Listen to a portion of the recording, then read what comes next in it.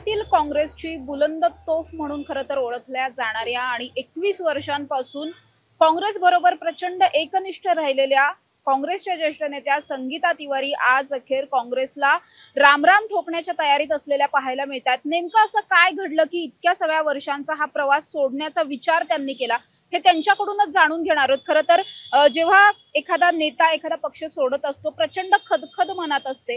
ताई, काय सांगाल, काय नेमकं वाटतंय? हा निर्णय घेणं किती अवघड होतं आणि का घेतला गेला?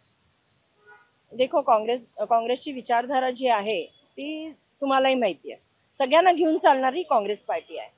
आणि पुणे शहर काँग्रेस म्हणजे मी महाराष्ट्र प्रदेशवर काम केलेले सगळे नेते चांगले, काँग्रेस पार्टी चांगली आहे। काँग्रेस पार्टी सोडताना दुःख याच्यासाठी होत आहे की पुण्यामध्ये जे माझ्याबरोबर झालंय ते देव न करो कुणाबरोबर हो। पुण्यामध्ये ज्या दिवशी मला प्रभारीचं पत्र मिळालं पुणे शहर अध्यक्ष म्हणून, त्याच दिवशी पुण्याच्या प्रभारी अध्यक्षांनी आमचं काँग्रेस भवनचं कार्यालय बंद केलं, महिला काँग्रेसचं। ते काय माझं कार्यालय नव्हतं, ते महिला काँग्रेसचं वर्षानुवर्ष चालत आलेलं काँग्रेसचं कार्यालय होतं। आणि त्या बंद करायला प्रोटोकॉल असतो, तुम्हाला दिल्ली IICC ची परवानगी लागते, MPCC ची परवानगी लागते, तेव्हा तुम्ही ते कार्यालय चालू किंवा बंद करू शकतात। पण ह्यांनी मनमानी करून ते कार्यालय बंद केलं। इलेक्शन मध्ये आम्ही लिटरली कधी युथच्या कार्यालयात बस, कधी सिनियर सिटीजनच्या कार्यालयात बस, कधी सेवा दलाच्या कार्यालयात बस, असं आम्ही कार्यक्रम घेतले। इव्हन महिला मेळावा मी घेतला तो काँग्रेस भवनच्या पोर्च मध्ये घेतला, जिथे फक्त 2 खुर्च्या बसू शकतात, अशा लाईनीने मी त्या 400 बायकांना बसवलं आणि तो कार्यक्रम घेतला। पण तरी त्या प्रभारी अध्यक्षांना असं वाटलं नाही, तुम्हाला निदर्शनांना महिला पाहिजेत, आंदोलनाला पाहिजेत, हाऊस हाऊस प्रचार करायला महिला पाहिजेत, आणि मग महिला संघटन का नकोय? महिला संघटन म्हणजे तुम्ही असा जर आम्हाचा अपमान करत असेल, सन्मान देणार नसाल महिला काँग्रेसला, तर मग काय राहून काय करणार आम्ही तिथे त्या पक्षामध्ये? म्हणून रामराम ठोकते। नाही तर सुरेशभाई कलमाडींनी, रमेश बागवे, अभय छाजेड हे असताना सन्मानच मिळत होता आम्हाला, आदरच मिळत होता आम्हाला। पण आता जे आमच्याबरोबर चालू आहे आणि त्याची दाद पण कोण घेत नाही। पर दिल्लीपासून मुंबई सगळे दरवाजे खटखटवले, कोणी जाबच विचारत नाही की महिला काँग्रेस ऑफिस का बंद झालंय। तर त्याच्यामुळे आता मग हा निर्णय घ्यावा लागेल की चला, जिथे सन्मान आहे, उत्तर भारतीय आमची लोक आहेत त्यांनाही पद द्या, सेल चालू करा, पण ते पण नाही।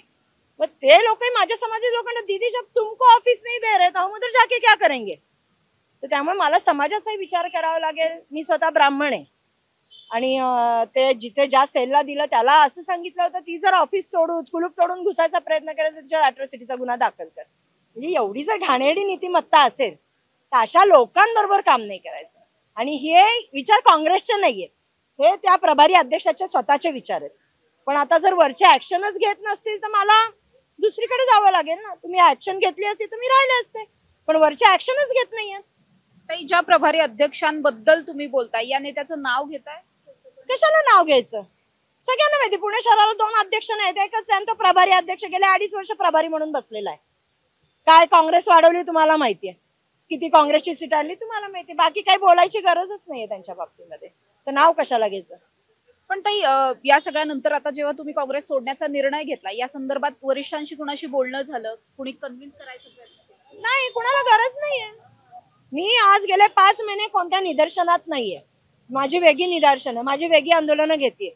एका नेत्याने तर फोन करून विचारावं की संगीता क्या हो गया है, काय झाले, नाराज काय, काय येत नाही? कोणी नेता, याचा अर्थ कुणाला देणं घेणंच नाहीये ना।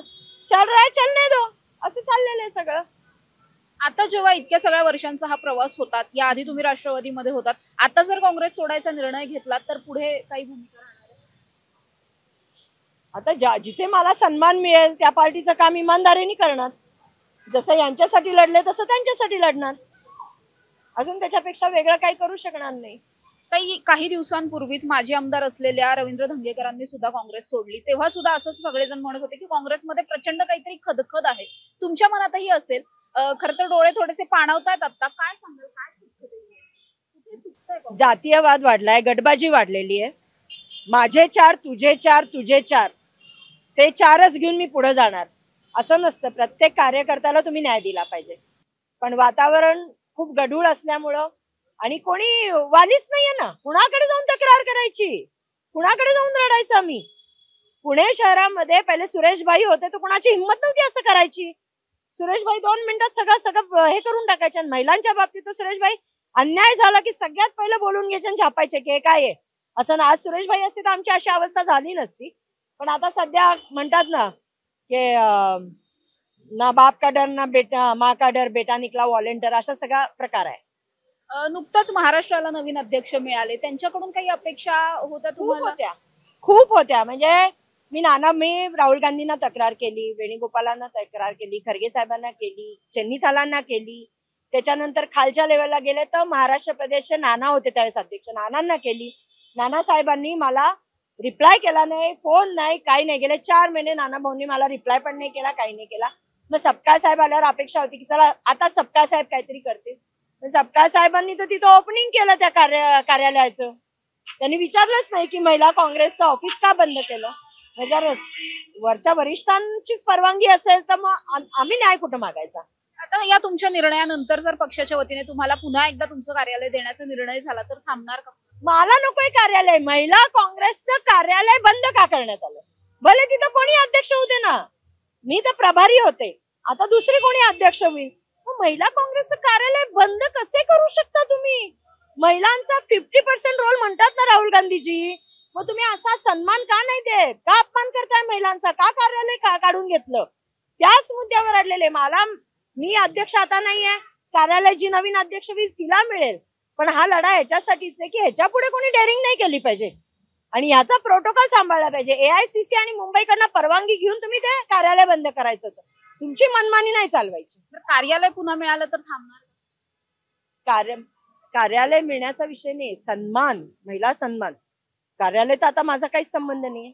मी तो विषय माझ्या बरोबर झाला म्हणून तो विषय हे करून बाहेर निघते. पण कार्यालय जर झालं तर चांगली गोष्ट. येणाऱ्या पुढच्या महिलांना सन्मान मिळेल माझ्यामुळे. कमीत कमी मी आवाज उठवला, नाही तर दुसऱ्या लोकांच्या तोंडात दम पण नाही आवाज उठवायला. मी आवाज तर उठवला. आता माझ्यावर भरपूर आरोप, गद्दार, धोकेबाज भरपूर बोलल्या जाईल, पण मी काय भोगलाय गेल्या 4 महिने ते मला माहिती. केवळ 4 महिन्यांचा विषय नाहीये हा. खरं तर 21 वर्ष जवळपास तुम्ही काम करताय आणि बऱ्याच अपेक्षा ठेवलेल्या असतील तुम्ही सुद्धा, तुमच्या कार्यकर्त्यांनी. प्रत्येक नेत्याचे कार्यकर्ते असतात. काय वाटतं मागे फिरून बघताना? गेले 20-22 वर्ष मी इमानदारीने काँग्रेसचं काम करते. सुरेशभाई कलमाडी, अभय छाजेड, रमेश बागवे असताना आम्हाला कधीच अशी हेटाळणी किंवा अशी वाईट ट्रीटमेंट मिळाली नाही. पण आत्ताचा सगळा कायदाच वेगळा आहे. पण दुःख तर खूप होतंय की कसं घर सोडून जायचंय, पण नाईलाज आहे. कारण का एवढा अपमानित होऊ नये, तिथे जाऊन उभं राहणं आणि अपमान सहन करणं ही माझी मेंटॅलिटी नाहीये. आणि मी एक अग्रेसिव्ह आहे. माझं स्वतःचं नॉलेज असतं. तुम्ही पाहिलं असेल कोणताही विषय सरकारच्या बाबतीत आला, कुठेही चूक झाली तर सगळ्यात पहिलं मी ठोकते. म्हणजे जिथे चुकाल तिथे ठोकाल, अशी आपली भूमिका असते. मी कुणालाही घाबरत नाही. जे बोलायचं ते बोलते. मी चुकीचं बोलत नाही. मुद्देसूद जे आहे 2-3 मिनिटाचं बोलते. पण मी माझ्या पक्षाची बाजू मांडत आली आहे. पण तुम्ही इथं माझ्या पाठीवर थाप मारायची सोडून मलाच घरी बसवायचा प्रोग्राम करत असाल तर मी सहन करणार. काही कुणाच्या कॉन्टॅक्ट मध्ये आहात? कुठल्या पक्षाशी बोलणं वगैरे झालंय? मला 2 पक्षाकडनं ऑफर आहे. लवकरच मी 8-10 दिवसात निर्णय घेईन तेव्हा सांगेन. पण जर उद्या माझ्या पक्षातल्या म्हणजे कोणी सिनियर नेत्यांनी माझे ऐकून घेतलं आणि कारवाई केली तर निश्चितच मला पुन्हा काँग्रेसमध्ये राहायचा चान्स मिळेल असं मला वाटतं. पण ताई, जर जायचा निर्णय झाला जाण्याच्या आधी काँग्रेसला इथून पुढे असं कुठल्याही नेत्याबरोबर, कार्यकर्त्याबरोबर होऊ नये यासाठी काही सूचना करायच्या? माझं हेच म्हणणं आहे, जर चुकलाय, अध्यक्ष असो, प्रभारी असो, कोणी असो, त्याला झापा ना, कान खेचा ना. कसा चूक करू शकतो? आणि महिला सन्मान म्हणजे राहुल गांधी तिकडे पदयात्रा काढतात बिचारे, मरतात महिला सन्मानासाठी, आणि तुम्ही हे असं करताय. कोणीतरी जाब विचारला पाहिजे ना. एवढी मनमानी कशी चालू देता तुम्ही? एवढी मनमानी नाही व्हायला पाहिजे. आणि का चालतीये मनमानी त्याचं गुढच मला कळत नाहीये. का वरिष्ठ कारवाई करत नाहीत, का ऑब्झर्व्हर प्रश्न विचारत नाहीत, ते मला अजून गणित कळत नाहीये.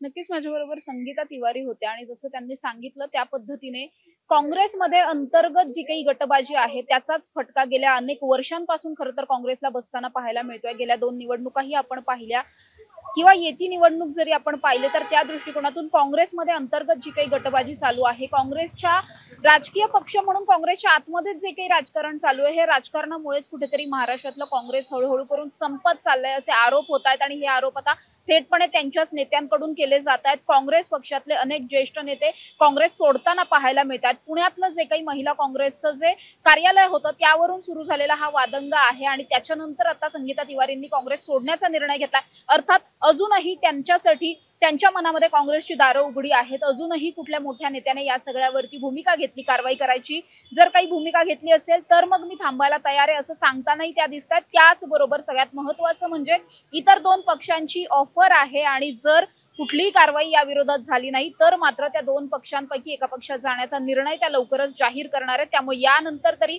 काँग्रेसचं जे काही महिला कार्यालय बंद झालं होतं हे कार्यालय पुन्हा मिळणार का हे पाहणं महत्त्वाचं असणार आहे, किंवा मग पुन्हा संगीता तिवारी काँग्रेस सोडणार का हे पाहणं महत्त्वाचं असणार आहे. कॅमेरा पर्सन अमित सह समृद्धी जाधव, टॉप न्यूज मराठी, पुणे. 25 वर्षांचा प्रदीर्घ अनुभव व अत्याधुनिक तंत्रज्ञान यांनी सुसज्ज असे पुण्यातील आकाश आय क्लिनिक व लेझर सेंटर. रोबोटिक पद्धतीने वेदनारहित मोतीबिंदू शस्त्रक्रिया, तेही विना टाका व विना इंजेक्शन. मेडिक्लेमची सुविधा व सेम डे डिस्चार्ज. लेसिक लेझरने चष्म्यापासून कायमची मुक्ती फक्त 10 मिनिटात. काचबिंदू, रेटिना, ड्राय आय, मायोपिया अशा अनेक डोळ्यांच्या विकारांवर उपचार म्हणजेच आकाश आय क्लिनिक आणि लेझर सेंटर. CTR कंपनी जवळ, विमान नगर, नगर रोड, पुणे. संपर्क 8888173100.